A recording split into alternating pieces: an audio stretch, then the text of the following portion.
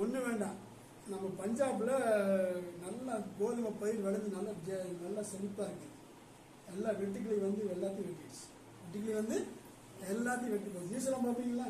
எல்லாம் பார்த்துக்கிறீங்களா? அது எல்லாம் வெட்டிடுச்சு. அப்போ பயிர் பூரா போச்சு.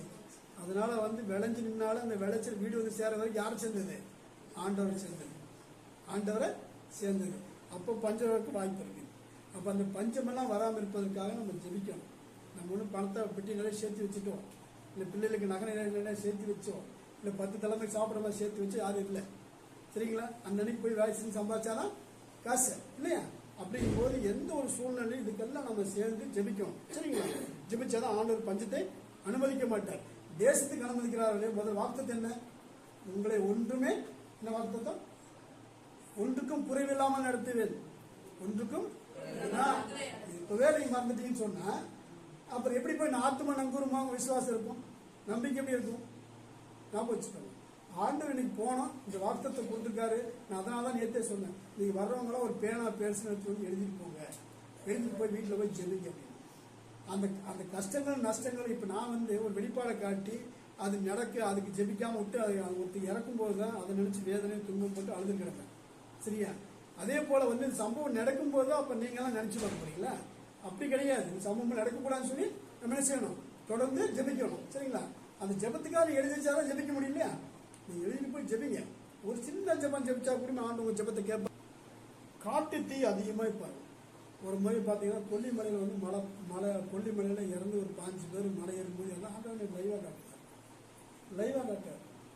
இந்த குஜராத்தில் பால் விழுந்தப்போ 150 பேருக்கு லைவாக காட்டினார். அப்படி சரிங்களா? ஸ்லோனில் வந்து சர்ச்சை குண்டு வச்சு அடிச்சு ஒரு 2 வருஷம் 3 கொரோனாவுக்கு முன்னாடி நினைக்கிறேன் சர்ச்சை குண்டு வச்சு தாழ்த்துட்டாங்க. அது லைவாக அப்படியே குண்டு வெடிச்சு அப்படியே போய் லைவாக காட்டுவாங்க. சரிங்களா? அதே போல் வந்து பார்த்தீங்கன்னா இப்போ காட்டில் காட்டு தீ பரவுவதை ஆண்டு இது காட்டுறாரு. அப்புறம் வந்து பூமியிலும் வானத்திலும் பல அதிசயங்கள் தோன்றும், புதியவைகள் தோன்றும். இது கிட்டத்தட்ட 5 வருஷத்துக்கு அவங்க சொல்லியிருந்தா இப்போ சொல்றாங்க. பூமியிலும் வானத்திலும் புதியவைகள் காண்பிப்பார்கள். ஆண்டு புதிய காண்பிப்பார்.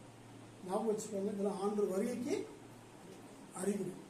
வானத்தில் புதியவைகள் தோன்றும் அப்படி அறிகுறி. சரிங்களா? அப்புறம் பார்த்தீங்கன்னா என் கரம் இந்திய தேசத்தில் மேல் இருக்கும். என் கரம் இந்திய தேசத்தில் இருக்கும். அதனால நல்லா மழை கொடுத்தார். நல்லா மழை கொடுத்து செலுத்த வச்சிருக்காரு. நம்ம இன்னும் அதிகமாக ஜெபிச்சு என்ன செய்யணும்? நம்ம ஜெயிச்சு தான் நம்ம தான் தாங்கணும். பார்த்தீங்களா?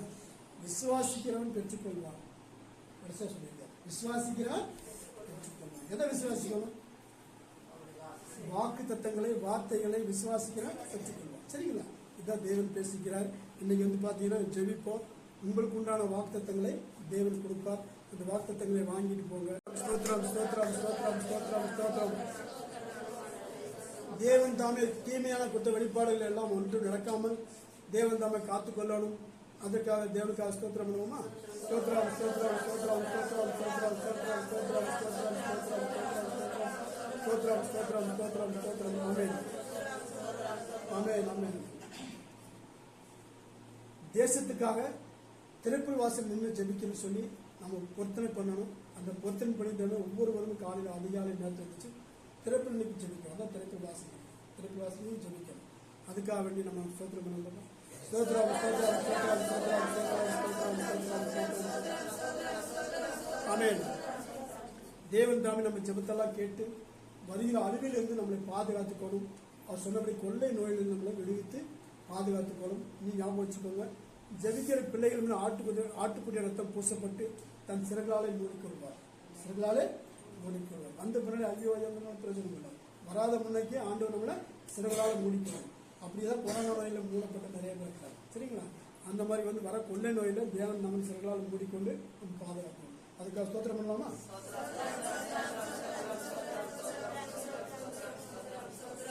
தேவன் தாமே நீ வரப்போற நாட்களில் ஒவ்வொரு நாளும் தேசத்தை குறித்து ஜனங்களை குறித்து பேசுவதற்காய் ஸ்தோத்திரம் பண்ணுங்க.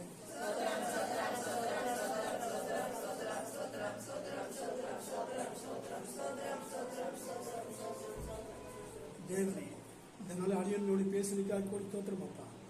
ஒரே நாட்களில் பேச போற காரியங்களுக்காக ஒரு நாளுக்கு ஸ்தோத்திரம் அப்பா. எல்லா காரியமும் எல்லா கனமும் எல்லா துதியும் மகிமையும் முக்கிய சொல்கிறோம். எல்லா ஜெபங்களும் நேசம் பெற்றாக இயேசு கிறிஸ்துவின் நல்ல பிதாவே.